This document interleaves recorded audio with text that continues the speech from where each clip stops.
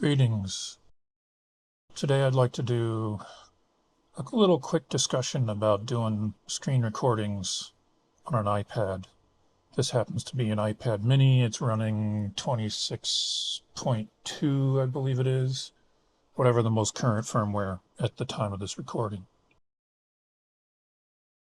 It's nice that Apple gives you a built-in screen recorder on the iPad, but like everything Apple, it's also overly simplified.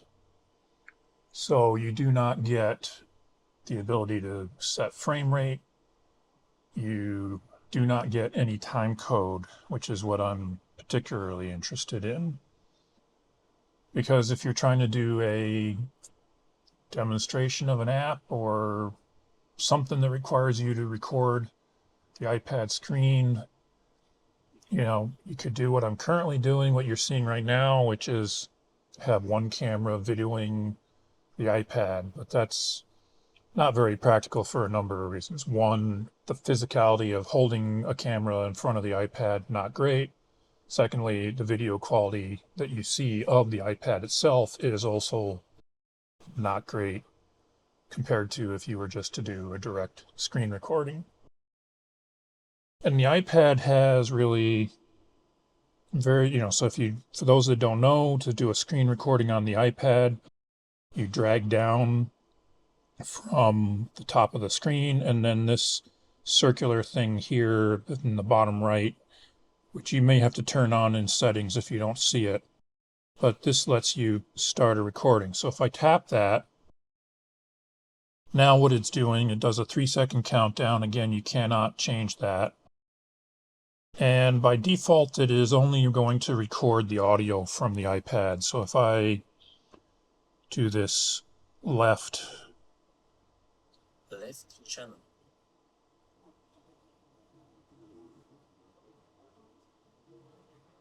both channels, right channel.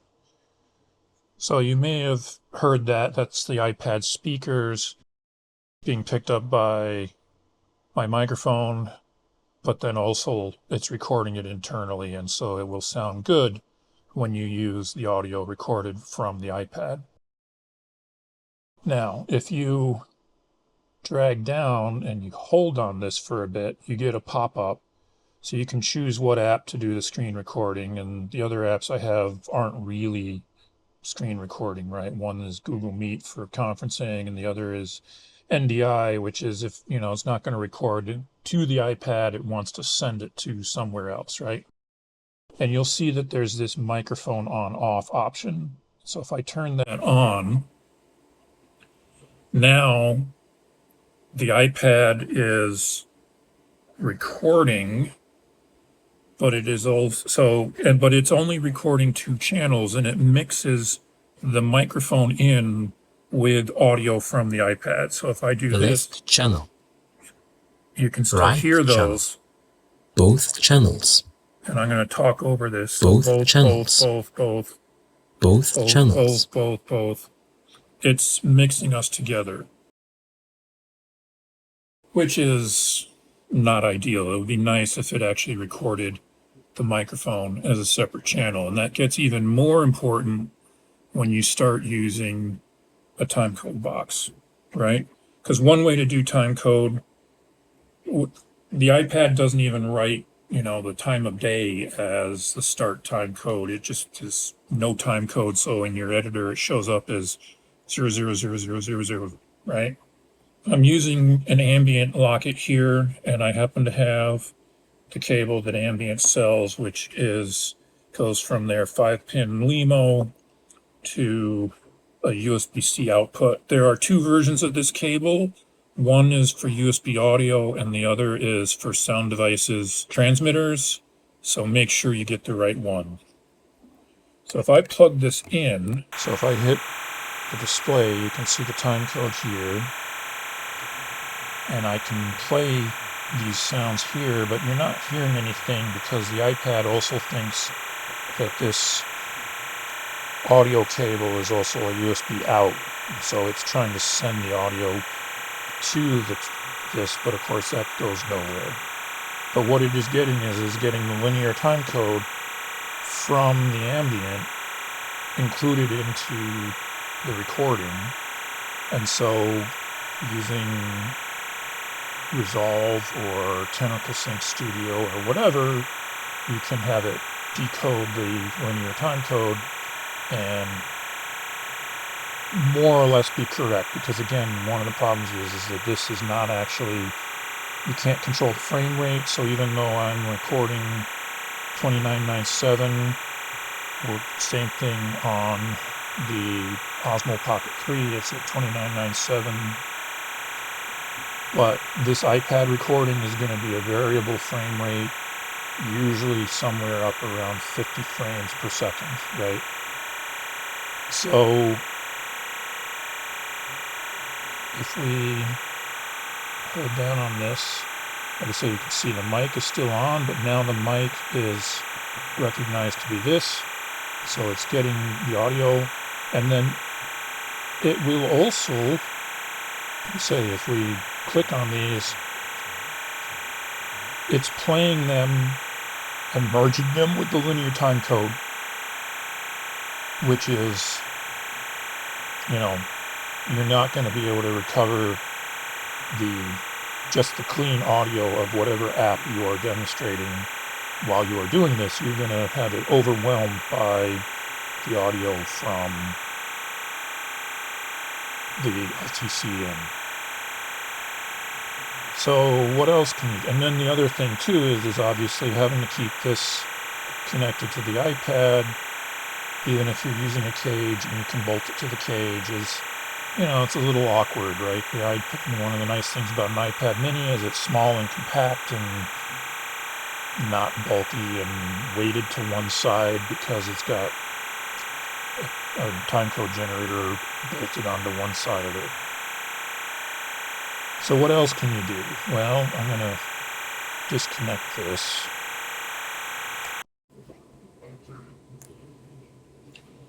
And see if I can't get this to be continuous again.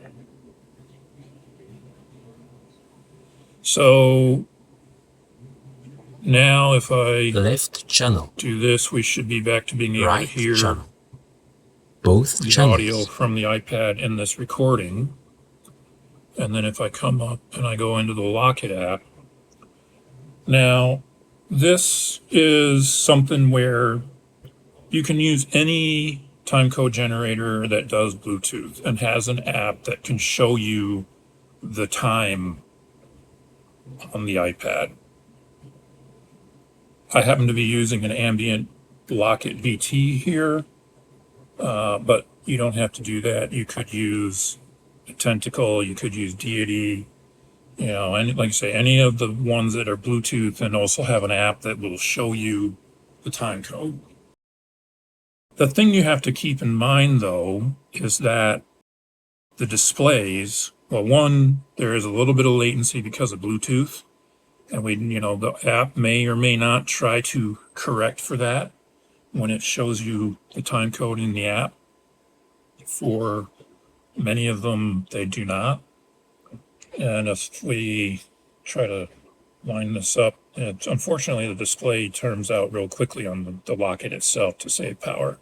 But you can see the time code on the Lockit, the time code being received through Bluetooth on the iPad, and then this is a Lockit Take 2 slate as well, which is also synced via ACN with the Lockit. So, and if we were to freeze frame here, there's a very good chance that not only will the iPad and the Lockit be out of not the exact same display, but also maybe even the slate, because now granted ambient is very good and so they probably have less display latency, but every device has display latency. So the only thing you can really truly trust is the LTC output from your generator, right? Because that's not subject to the display issues, whether it's even the internal display of the device itself or Bluetooth to an app on another device or whatever. This is the actual reference time coming out through LTC. But what we can do is we can load this into the computer. We can, because we've recorded this clip with a little bit of audio from the generator, we can do a sync based on LTC, and then we can find where the display is showing up and compare what the read time code is with what the displayed time code is. Because one way you can do this is assuming that you're not like super duper need absolute frame accuracy with the iPad, which you probably don't, right? When you do things like click on a thing on the screen, right, there's enough latency in just you clicking on the screen that even if you're 10 frames off or whatever, your viewers are never going to really notice. And if it's really important, you find some place in your video where you can nudge left or right until you get it lined up. But what you can do, right, is you can, for example, in Resolve, you can open this recording up. You can get to a point where you have, a frame which is clean readout of the numbers and it's not in the transition of a number. And then you use Resolve's option to set the current frame for the time code of that clip. And then Resolve figures out what the time code back to the beginning is, right? So we are going to switch over to the computer now, and we will do that real quick and show you what that looks like. Now we're looking at DaVinci Resolve, and I've started to put this together a little bit, but I'm going to show you exactly all that I'm doing here. So I've got two video tracks because one is going to be the DJI recording and the other is going to be the screen recording from the iPad, which is this one here.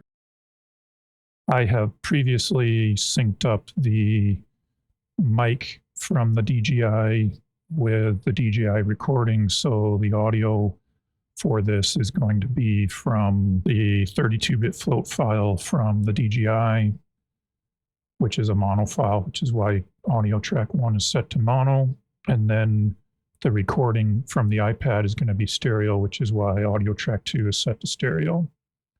So right now I have video and audio 1 selected, so I'm going to say insert the DJI by timecode. And we get this. And if we play, greetings. Now you can see that that volume is really low at the moment. And because I was fiddling with this a little bit earlier, because of the 32-bit float file, we need to increase the volume. But of course, because it's a 32-bit float, you can do that cleanly. Today I'd like to do a little quick. So that's working. So the next thing I'm going to do is I'm going to select video 2 and audio 2, and I'm going to say insert by time. Now what I should say is that for the iPad recording, I prepared that by syncing the time code with the LTC recorded as audio in the recording. However, if you try to do that in DaVinci, because we did not record the timecode generator right from the start, DaVinci doesn't find the timecode in the file. However, if you use Tentacle Sync Studio, it does find it, even though the timecode bit was further into the file. So this file here was converted to include timecode using the DaVinci Studio app. So with that said, when I did that add by timecode, you can see that it brought it in. And if we move forward a bit,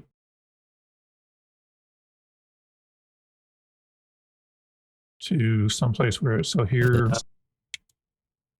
left channel, you're hearing that both from the iPad on the iPad track. left channel, But if I mute the iPad track, you'll also hear it in the audio from the microphone. left channel, albeit it's much quieter. And if we advance this some more to where the microphone gets turned on,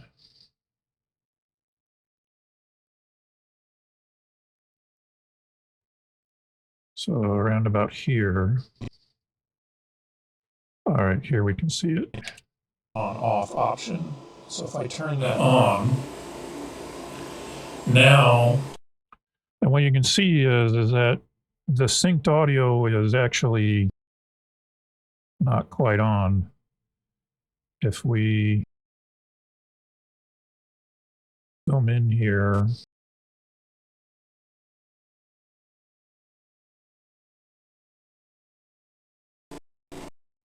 the audio in the iPad recording is about 2 frames ahead. Not quite. And some of that might be actually a problem because of, again, the iPad recording is not exactly a 2997 recording. It is doing variable frame rate, right? Now, if we had recorded that at the beginning, it might have been okay. But if we come here towards the end, right, here we can see, well, remember I was talking about Bluetooth sync, right? So here, what Bluetooth is showing versus what the actual timeline is, right?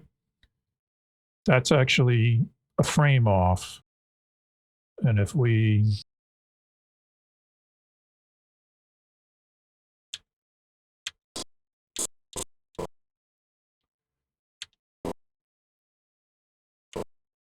like here, you can see the timeline is rolled over, but the iPad has not. Now we're back to being like a frame off. Now we're 2 frames off. So, but if you look at the waveforms, we're kind of consistently 2 frames off, right?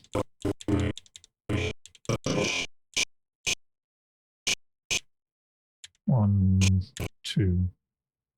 So what we can see is that even though the display on the Bluetooth is somewhere between 1 and 2 frames off, right? If we look at the waveforms, we're still about